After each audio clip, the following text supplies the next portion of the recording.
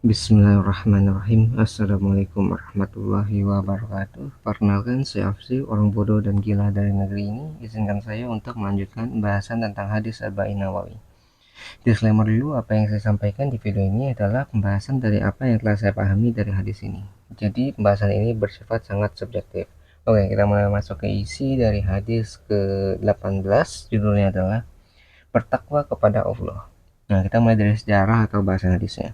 Nah, hadis ini disampaikan oleh Abu Zar Jundub bin Junadah dan Abu Abdurrahman Mu'adz bin Jabal radhiyallahu anhuma dari Rasulullah Shallallahu alaihi wasallam. Beliau bersabda, "Bertakwalah pada Allah dimanapun engkau berada. Iringilah perbuatan buruk dengan perbuatan baik, maka kebaikan akan menghapuskan keburukan itu. Dan pergaulilah manusia dengan akhlak yang baik." Nah, pelajaran yang bisa kita ambil dari hadis ini, yang pertama tentang bertakwalah kepada Allah di segala tempat.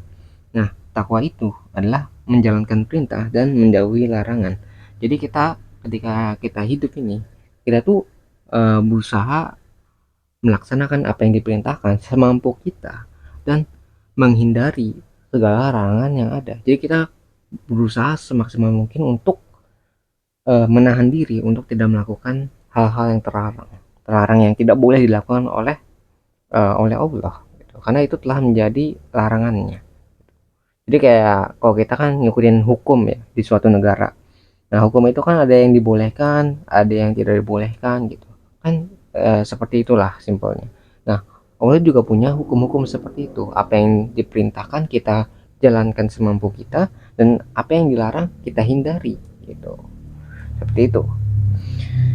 Nah, jadi kita bertakwa, ketika kita menjalankan perintah atau menjauhi larangan, itu jangan membedakan tempat ataupun waktu. Jadi skala tempat dan waktu kita harus melaksanakan hal tersebut. Jangan kalau kita misalnya sendirian kita bermaksiat gitu. Bersama nanti bertakwa lagi. Jangan seperti itu. Jadi ketika sendirian dia maksiat, tapi kalau bersama malah sebaliknya. Jangan seperti itu.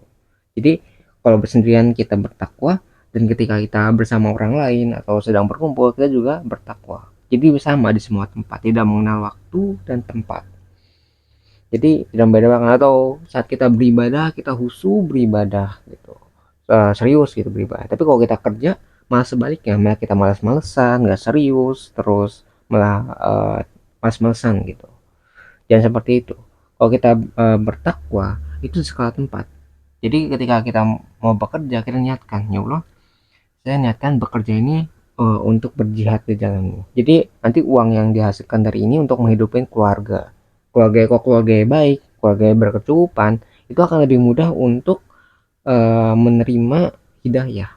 Kan kalau misalnya kita makan susah gitu kan, terus hidupnya susah, itu biasa akan lebih sulit untuk menerima hidayah. Karena oh, mau mikir hidayah gimana, mau mikir ibadah gimana, makan aja nggak cukup gitu kan.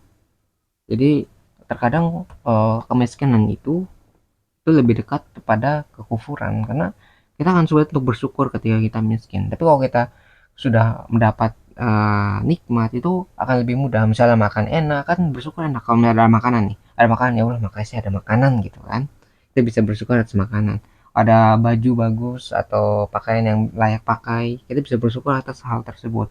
Kalau dapat misalnya punya rumah, kita bisa tinggal di tempat yang lebih nyaman gitu kan, lebih mudah untuk bersyukur, lebih nyaman gitu, lebih apa ya, kalau misalnya kebutuhan sudah tercukupi maka kita akan lebih fokus untuk beribadah kan gitu. Kalau kebutuhan masih kurang nih, kita mau beribadah itu kan jadi kayak oh kepikiran besok makan apa gitu kan, masih kepikiran kebutuhan kita gitu.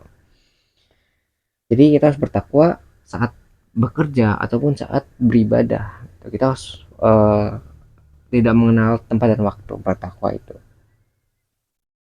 Atau mungkin ya saat belajar atau beribadah dan sebagainya lah. Jangan sampai kita membeda-bedakan tempatnya atau waktunya. Nah, itu untuk bertakwa kepada Allah di segala tempat. Lalu pelajaran selanjutnya tentang mengiringi perbuatan buruk dengan perbuatan baik.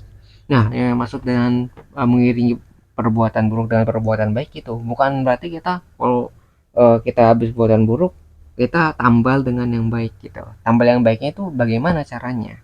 gitu. Caranya adalah, jadi kita berbuat buruk nih, kita melakukan dosa atau maksiat, kita itu langsung bertaubat. Nah, ketika kita sudah bertaubat, kita berusaha semaksimal mungkin untuk menghindari perbuatan yang salah tadi. Jadi jangan sampai kita terus maksiat, ibadah juga gitu. Jadi ibadah jalan, tapi maksiat juga jalan. Jangan seperti itu. Tapi kita maksiat, kita bertobat, kita sadar nih, oh ya, saya salah. Saya bertobat, saya kembali kepada Allah, minta ampunannya. Terus ketika sudah bertaubat, kita berusaha untuk menghindari maksiat tadi supaya tidak berulang. Kita menahan diri ini. Oke, kita salah, kita akui diri kita salah. Kita berusaha untuk tidak mengulangi perbuatan yang salah tadi. Itu yang dimaksud dengan kita misalnya salah diiringi dengan perbuatan baik supaya dosa-dosa tadi yang kita maksud tadi itu diampuni oleh Allah gitu.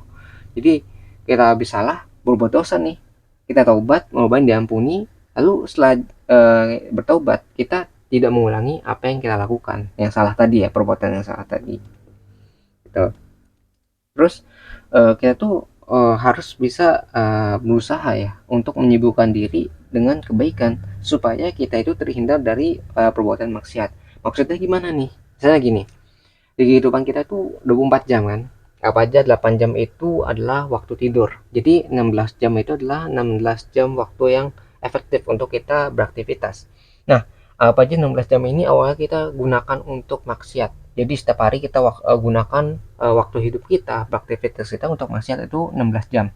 Nah, kalau 16 jam terus kan apa ya, penuh gitu, full. Nah, ketika kita masukkan yang dinamakan dengan apa ya, kebaikan atau ya apa aja 1 jam lah. Nah, 1 jam ini masuk ke dalam hidup kita untuk melakukan kebaikan. Yang awalnya 16 jam untuk melakukan keburukan akan berkurang jadi 15 jam. 15 jam untuk kebaikan, 15 jam untuk keburukan, 1 jam untuk kebaikan. Nah, itu awal kita tuh berubah. Jadi mungkin kan kalau berubah langsung 16 jam kebaikan itu kan kaget, mungkin kita nggak terbiasa dan menjadi berat untuk kita. Tapi ketika kita masukkan dulu 1 jam, habis 1 jam nyaman, tambah 2 jam, 3 jam, 4 jam, hingga pada akhirnya yang awal 1 jam itu bisa menjadi 16 jam. Jadi yang awalnya keburukan digantikan sedikit demi sedikit dengan kebaikan, yang pada akhirnya seluruhannya itu yang 16 jam tadi yang awalnya keburukan menjadi kebaikan. Nah, ketika 16 jam ini sudah menjadi kebaikan, maka tugas kita adalah untuk mempertahankan 16 jam ini untuk menjadi atau tetap menjadi kebaikan gitu. Nah, ketika kita berpikir untuk melakukan kemaksiatan atau keburukan, melakukan suatu dosa, itu kita tidak punya waktu lagi untuk melakukan uh, keburukan tadi. Karena kan udah full tuh, 8 jam untuk tidur, 16 jam untuk kebaikan. Jadi ketika ada kemaksiatan yang ingin kita lakukan, kita sudah capek, sudah tidak punya waktu untuk melakukan hal tersebut. Jadi kita sudah sibuk dengan kebaikan yang kita punya, kita tidak perlu lagi memikirkan atau memiliki keinginan untuk melakukan maksiat karena sudah tidak ada waktunya, sudah digantikan dengan kebaikan gitu. Tugas kita adalah mempertahankan kebaikan itu supaya tidak disusupi atau dimasuki oleh perbuatan-perbuatan maksiat gitu. Jangan sampai terulang lah. Nah, karena sesungguhnya itu tidak akan bisa tuh sesuatu yang benar dan yang salah, sesuatu yang hak dan yang batil itu tidak akan bersatu. Karena jelas nanti kalau kita campur nanti pasti ada perasaan yang rasa bersalah gitu. Karena ada hati nurani yang mengatakan seperti itu. Jadi hati nurani itu salah satu bentuk hidayah ya. Jadi ketika kita melakukan maksiat, satu perbuatan salah, pasti ada rasa bersalah di hati kita kayak, oh iya, ini perbuatan salah. Kita harus berubah, kita harus menjadi lebih baik, harus bertaubat nih gitu. Pasti di hati kecil kita tuh ada gitu. Nah, kalau hati kecil ini adalah salah satu indikasi hidayah gitu. Hidayah dari Allah supaya kita tuh berubah menjadi lebih baik. Nah, yang jadi bahaya adalah ketika hati kecil kita tuh sudah mati, sudah tidak bisa diingatkan. Itu adalah orang-orang yang uh, apa ya, sudah apa ya, tidak dipedulikan oleh Allah. Jadi salah satu bentuk kepedulian Allah adalah rasa hidayah tadi, rasa bersalah tadi. Jadi ketika kita merasa bersalah, maka bersyukurlah karena Allah masih peduli dengan diri kita, masih peduli dengan keadaan kita supaya kita tuh berubah menjadi orang yang lebih baik. Gitu. Itu tentang pelajaran mengiringi perbuatan buruk dengan perbuatan baik ya. Nah, Lalu selanjutnya tentang pelajaran bergaul dengan akhlak yang baik. Nah, jadi bergaul dengan akhlak yang baik itu di sini berarti menitik beratkan pada memperbaiki hubungan sesama manusia, atau nama lainnya adalah hubungan minas. Jadi kan kalau ada hubungan secara horizontal, ada secara vertikal. Kalau secara horizontal itu adalah sama manusia. Jadi sama nih kita posisinya. Berarti kan manusia antara manusia dengan manusia yang lainnya gitu. Kalau misalnya vertikal, berarti manusia dengan Tuhan. Itu vertikal. Nah, karena kita bergaul dengan akhlak yang baik, berarti itu sama manusia, habul minan nas. Kita harus memperbaiki uh, sikap sikap kita atau tabiat kita kepada orang yang ada atau sejajar dengan kita, sama manusia lainnya. Jadi ini salah satu pelajaran penting, karena akhlak itu salah satu apa ya komponen yang paling penting ya dalam agama Islam. Karena gini, agama Islam itu dibawa atau ya dibawa oleh nabi yang memiliki akhlak yang mulia gitu. Nabi Muhammad adalah orang yang memiliki akhlak yang mulia. Jadi ketika Islam itu apa ya dititipkan atau dibawa oleh Rasul, itu Rasul tuh sudah memiliki akhlak yang baik. Jadi fondasinya itu akhlak yang baik itu selama 40 tahun. Kan Nabi itu menerima wahyu ketika di umur 40 tahun. Berarti kan selama 40 tahun itu udah dibangun tuh eh, basicnya atau dasarnya yang kuat tentang akhlak ini. Maka dari itu ketika wahyu itu turun, ya maksudnya ketika Nabi itu menyebarkan wahyu, itu dibenarkan oleh sahabat terdekatnya, yaitu Abu Bakar. Karena Abu Bakar ini sudah percaya kepada Rasul yang sudah berteman lama gitu kan. Karena Nabi juga mendapat gelar juga kan, disebut dengan Al-Amin atau orang yang terpercaya. Karena gelar itu nggak sehari dua hari langsung dapat kan. Pasti diperlukan waktu yang lama, terus koneksi yang luas supaya orang ini gitu mendapatkan gelar yang dipercayakan oleh orang banyak. Nah, Al-Amin ini nggak langsung kayak satu dua orang atau dalam berapa hari kemudian langsung di apa ya namanya sandangkan kepada Nabi. Nabi itu membentuk karakter selama 40 tahun untuk menyebarkan agama. Jadi ketika wahyu turun langsung dibenarkan oleh sahabat Nabi, yaitu Abu Bakar. Jadi Abu Bakar nanti mendapat gelar dari Nabi orang yang membenarkan gitu. Tapi diperlukan apa akhlak yang baik selama waktu yang lama untuk membuktikan bahwa kita tuh memiliki akhlak yang baik itu. Jadi kita tidak boleh meremehkan yang namakan dengan akhlak. Karena dengan akhlak ini kita bisa mengenal Islam lebih baik lagi. Kalau misalnya ya, nih ya, misalnya aja ya, kalau Nabi itu memiliki akhlak yang buruk, lalu bagaimana kita bisa mencontohnya?